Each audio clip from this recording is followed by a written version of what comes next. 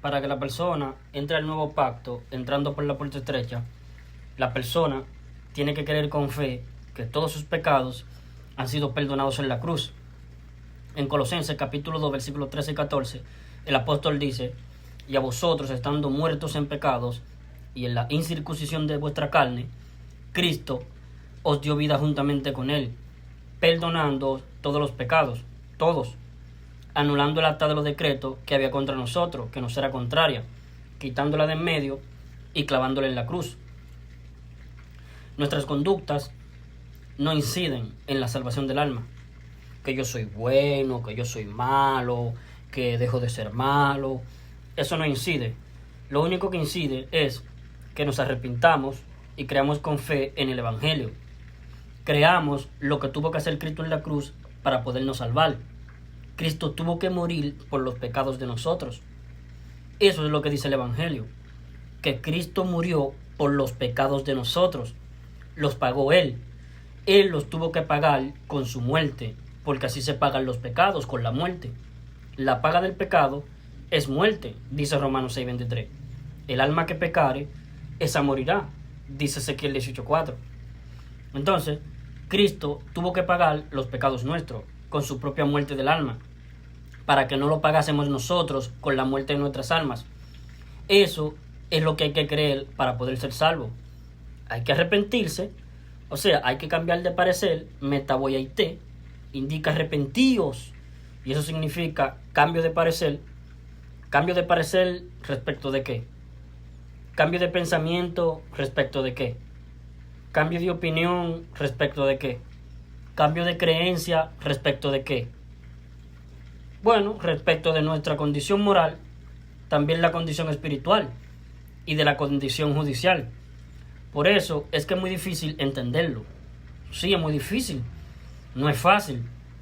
Yo doy fe a la gente de que a la gente le cuesta mucho entender, llegar a entender a toda su magnitud cuál es el realmente este arrepentimiento que Dios le demanda al hombre para salvación. Es muy difícil que el hombre lo entienda.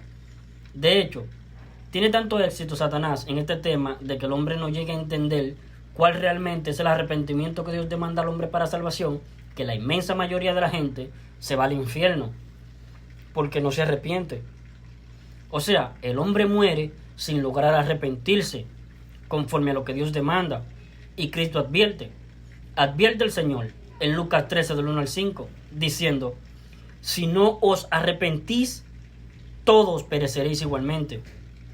Miren, en el contexto de Lucas 13 del 1 al 5, era que habían unos piadosos israelitas, eran galileos, que estaban obedeciendo al pie de la letra todo lo que Dios había mandado al pueblo de Israel a través de Moisés. ¿Me entienden? Entre otras cosas, estaban sacrificando animales para expiar los pecados, lo cual era lo correcto, conforme a lo que Dios había demandado.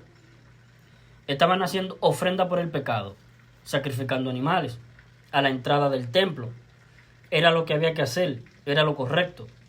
Ellos se estaban humillando, confesando que eran pecadores, transgresores de la ley, y traían animales para que los animales fueran remitidos con los pecados de los infractores de estos piadosos galileos. Entonces, al morir los animales, al ser sacrificados, quitándole la vida, entonces se expiaba el pecado de estas personas. Entonces, las personas quedaban justificadas a través de este continuo sacrificio. Se iban expiando los pecados. Entonces, esa era la forma en el antiguo pacto de la salvación del alma. Expiando los pecados a través de continuos sacrificios, que era lo que precisamente estaban haciendo estos galileos. Pero Pilato entró a la entrada del templo, entonces, donde se estaba desarrollando este sacrificio de animales, donde ofrecían cabritos, corderos, ovejas, y eran ofrendas de animales que eran sacrificados para expiar los pecados, lo cual era lo correcto, estaba de acuerdo a lo que Dios había mandado. Pero entró Pilato y mató a estos piadosos galileos, lo mató. Y su sangre derramada se la mezcló con la sangre de los corderitos, los cabritos, con la sangre de los sacrificios de ellos. Entonces, Esto generó un escándalo en toda la provincia de Galilea. Generó un verdadero escándalo. La gente empezó a comentar. Entonces, es lógico ponerse a pensar que aquellos galileos, porque le habían acontecido estas cosas, tendrían que haber estado pecando mucho. Tenían que haber tenido pecado oculto, no confesados. Miren, siempre cuando una persona le empieza a ir muy mal en la vida, empieza a tener un montón de situaciones nefastas en su vida, es bien lógico que los demás se pongan a pensar en malos pasos tiene que haber andado esta persona. Tiene que haber andado en muy malos pasos y Dios lo está castigando.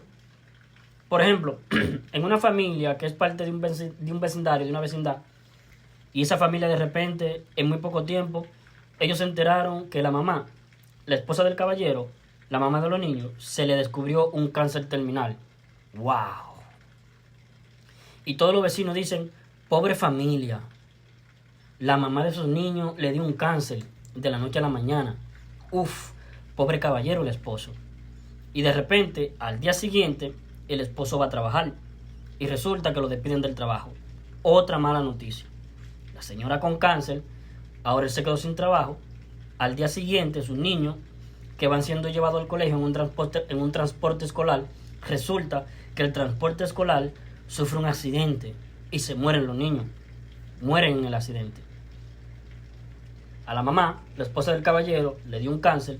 Al caballero lo despiden del trabajo. Ahora los niños. Los niños de este matrimonio murieron en un accidente.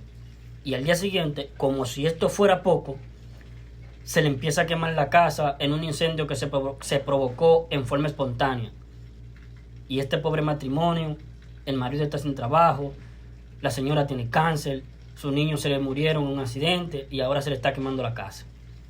Entonces, es muy lógico pensar respecto de eso,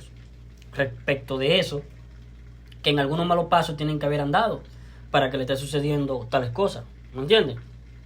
Que es lógico, desgracia tras desgracia, y todo una tras otra. Tienen que haber andado en algo malo, tienen que andar en malos pasos. Es un pensamiento lógico. Tal vez usted no lo entienda así, pero en la generalidad suele ocurrir que la gente empieza a pensar que estas personas que le ocurrieron tales desgracias tienen que haber hecho cosas muy malas y Dios lo está castigando. Bueno, eso es lo que le pasó a estos galileos. Pilato entró al templo donde estos galileos piadosos estaban realizando estos sacrificios y Pilato los mató y le mezcló su sangre con los sacrificios de ellos. Todo está en Lucas 13 del 1 al 5. Entonces vinieron una persona a decirle al Señor Jesucristo lo que Pilato había hecho con estos galileos. Entonces, fíjense ustedes cómo el arrepentimiento está vinculado a los pensamientos. Pongan atención. Cristo nuestro Señor le dice a estos galileos, pensáis, cambio de parecer, cambio de pensamiento. Pensáis que aquellos galileos, porque le acontecieron tales cosas, eran más pecadores que todos los galileos. ¿Eso pensáis? Esos son los pensamientos de vosotros. Eso es lo que a ustedes les parece respecto de aquellos galileos. ¿Pensáis que estos galileos que les acontecieron tales cosas eran más pecadores que todos los galileos?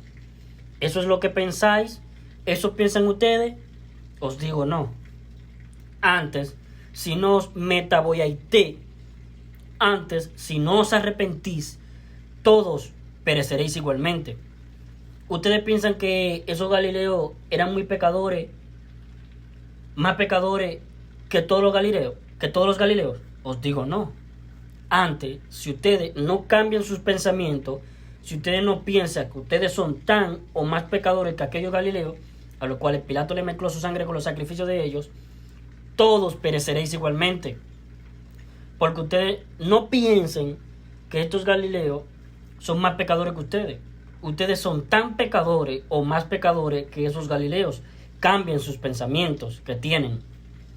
¿Pensáis que aquellos galileos, porque le acontecieron tales cosas, eran más pecadores que ustedes, que todos los galileos? ¿Eso pensáis? Cambiaos de pensamiento, metanoité. Cambia tu torcida manera de pensar respecto de ti mismo, porque tú eres tan o más pecador que aquellos galileos, a los cuales Pilato le mezcló su sangre con los sacrificios de ellos. Entonces, el arrepentimiento involucra el cambio de pensamiento respecto de cómo se encuentra el hombre moralmente ante Dios. De que producto de haber pecado, el hombre entró en una faceta, en un proceso de muerte, que para todos nosotros, los seres humanos, inicia con la muerte espiritual. Ese proceso de muerte va a continuar con la muerte física. Eso va a tardar un tiempo. Y este proceso de muerte va a culminar con la muerte del alma. Muere el espíritu, muere el cuerpo, muere el alma, porque somos trinos. Entonces, el arrepentimiento involucra nuestra Trinidad. Nosotros pecamos porque estamos corrompidos moralmente. Si nosotros no estuviésemos corrompidos moralmente, nunca pecaríamos. Es un pensamiento lógico, ¿verdad? Si yo tuviera la facultad de no pecar, entonces no pecaría. Pero yo no tengo la facultad de no pecar. Y como no tengo la facultad de no pecar, por eso peco. Y al pecar, la sentencia contra el pecado, que es la muerte, se aplica sobre mi espíritu, mi cuerpo y mi alma. Entonces, el arrepentimiento está directamente relacionado con los tres estados en que el hombre queda al pecar: estado espiritual y estado judicial. Al pecar, el espíritu muere. Miren, Dios hizo a Adán trino, espíritu, cuerpo y alma. En Génesis capítulo 2, versículo 7, leemos: y formó Dios al hombre del polvo de la tierra, ahí está el cuerpo, y sopló en su nariz aliento de vida. Aliento de vida. Ruach, neuma.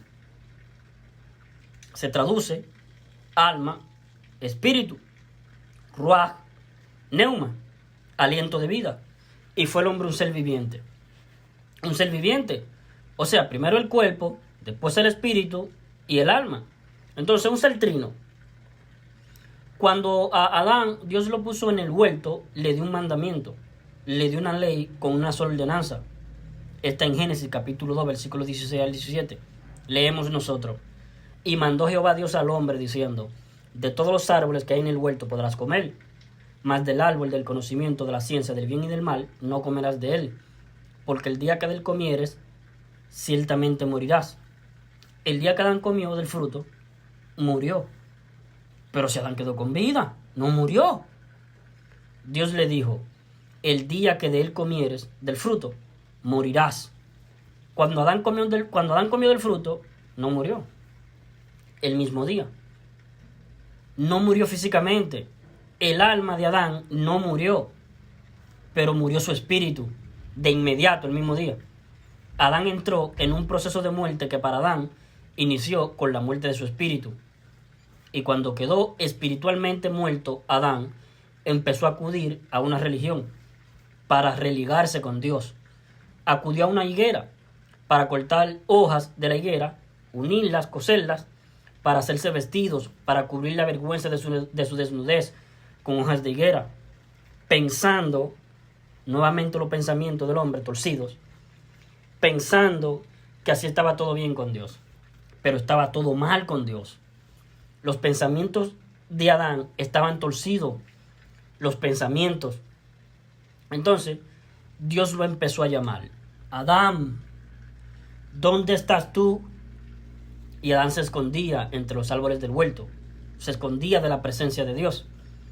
Entonces, esta cualidad de esconderse de la voz de Dios que llama es propio de todo muerto espiritual.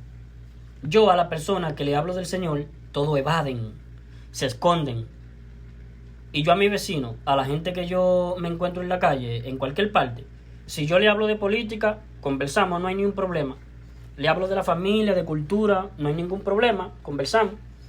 Pero si yo le hablo de Cristo, evaden, porque están muertos espiritualmente. No perciben las cosas que son del Espíritu de Dios. Para ello es locura. En 1 Corintios capítulo 2, versículo 14 y 15, el apóstol Pablo dice respecto de los muertos espirituales, a los cuales se les llama hombres naturales. Son hombres naturales porque son alma y cuerpo, igual que los animales. En el original dice el animal hombre, el hombre animal. Los traductores han puesto el hombre natural, porque el hombre natural no percibe las cosas que son del Espíritu de Dios, porque para él es locura, le son locura, y no las puede entender, porque se han de discernir espiritualmente, mas el espiritual todo lo juzga. Pero en el original no se llama hombre natural, se llama hombre animal, el animal hombre. Bueno, como sea que se le llame, hombre natural u hombre animal. Se le llama hombre animal porque es igual a un animal. Los animales son almas porque fueron creados para acompañar del hombre. Entonces, el alma humana se relaciona con el alma de un gatito, de un perrito. Digamos, nos relacionamos alma animal con alma humana. Entonces, por eso es que cuando el ser humano, dejando de ser inocente, perdiendo la inocencia de un niño, adquiere el pleno conocimiento de sus actos, de ahí en adelante ya sabe perfectamente lo que es hacer lo bueno y lo malo, igual que Adán. Cuando Adán perdió la inocencia, adquirió el conocimiento del bien y del mal, por comer del fruto. De inmediato, Adán quedó vulnerable a la condena, porque nosotros ya venimos moralmente corrompidos. Entonces, cuando Adán sabía lo bueno y lo malo, porque adquirió el conocimiento, comió del fruto, del conocimiento del bien y del mal, antes de comer del fruto, estaban inimputables, porque estaban en inocencia. Lo mismo que los niñitos no han adquirido el pleno conocimiento de lo que es bueno y malo, porque son niñitos. Por eso es que en Mateo 19:14, Cristo dijo, de los tales es el reino de los cielos, porque están inimputables. Pero ya cuando el ser humano pierde la inocencia de un niño, queda inmediatamente vulnerable a la condena. Claro, porque ahora ya sabe todo lo que está haciendo. Ya sabe que es malo o que es bueno. Y dice en Santiago 4:17, la palabra del Señor dice, y el que sabe hacer lo bueno y no lo hace, le es pecado. Y el pecado se condena con la muerte del alma. La muerte de un ser humano trino. La muerte de un ser humano trino que inicia con la muerte espiritual. Con los años, el proceso de muerte va a continuar con la muerte física. Y este proceso va a culminar con la muerte del alma. Es un proceso de muerte para nuestra Trinidad, espíritu, cuerpo y alma. Ahora, cuando Adán perdió la inocencia que tenía antes de comer del fruto, la perdió la inocencia, de inmediato quedó vulnerable a la condena. Ahora él sabía que hacer lo bueno era ir a Dios, dirigirse a Dios, confesar su pecado, confesar que había comido del fruto que Dios le mandó no comer, pedirle perdón a Dios. ¿Y qué habría hecho Dios? Lo habría perdonado, porque Dios es un Dios perdonador. Eso era hacer lo bueno. Y Adán sabía hacer lo bueno, porque ya había adquirido el conocimiento de lo bueno y lo malo. ¿Y qué es lo que hizo Adán? En vez de hacer lo bueno, de ir a Dios, pedirle perdón, confesando su pecado, confesando que había comido del fruto que Dios le mandó no comer, y pidiéndole perdón, Dios lo habría perdonado. Eso era hacer lo correcto, lo bueno. Pero en vez de hacer eso, Adán acudió a una higuera, cortó hojas y con ellas se hizo un delantal junto a Eva y las cosió, seguramente con una aguja. Y se hizo un delantal. Entonces ahí se aplicó de inmediato este principio que dice, y al que sabe hacer lo bueno y no lo hace, le es pecado. O sea, que Adán pecó por omisión de hacer lo bueno, sabiendo hacerlo. Lo bueno era ir a pedirle perdón a Dios, confesando que había comido del fruto que Dios le mandó no comer. Pero no hizo eso. Eso era lo bueno. Y al que sabe hacer lo bueno y no lo hace, le es pecado. Dios le había dicho a Adán, el día que de él comieres, del fruto del conocimiento del bien y del mal, ciertamente morirás. El día que de él comieres, porque ese día adquirió el conocimiento y quedó vulnerable a la condena, porque ya sabía lo que era hacer lo bueno y no lo hizo. Y al que sabe hacer lo bueno y no lo hace, pecado. ¿Y cómo se condena el pecado? Con la muerte. En ese mismo momento, Adán entró en un proceso de muerte que para Adán inició con la muerte del espíritu.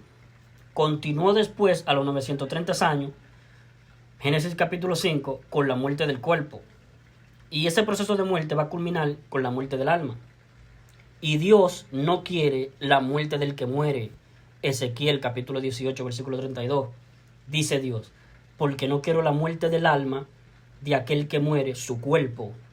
Porque no quiero la muerte del que muere.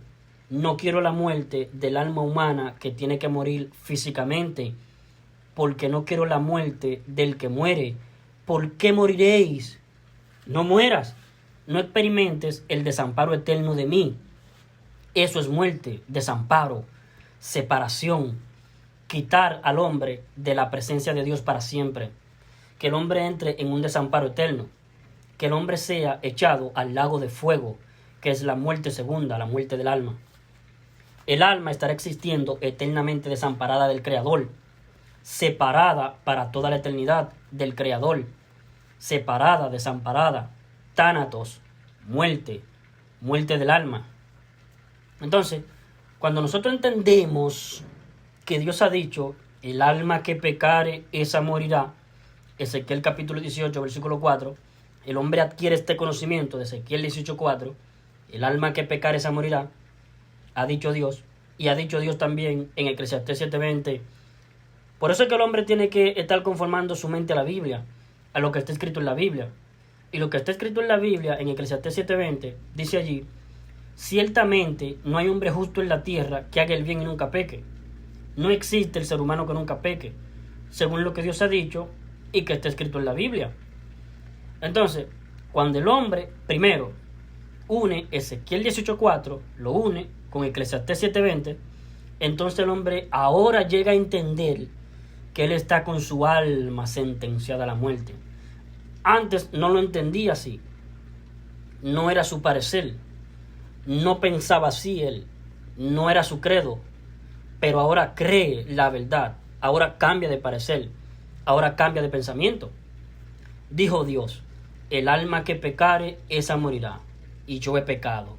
Mi alma entonces está sentenciada a la muerte. Antes mi parecer era que no, pero ahora cambio de parecer. Antes pensaba que no, pero ahora pienso que sí.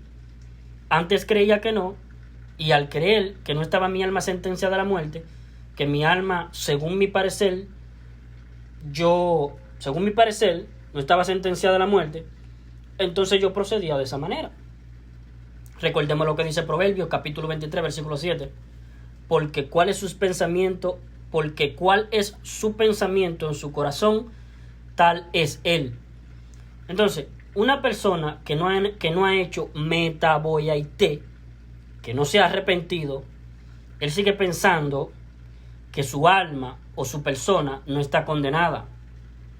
No hay sentencia para mí a la muerte de mi alma. Estoy bien con Dios. ¿Por qué Dios tendría que sentenciar mi alma a la muerte si yo no le he hecho mal a nadie?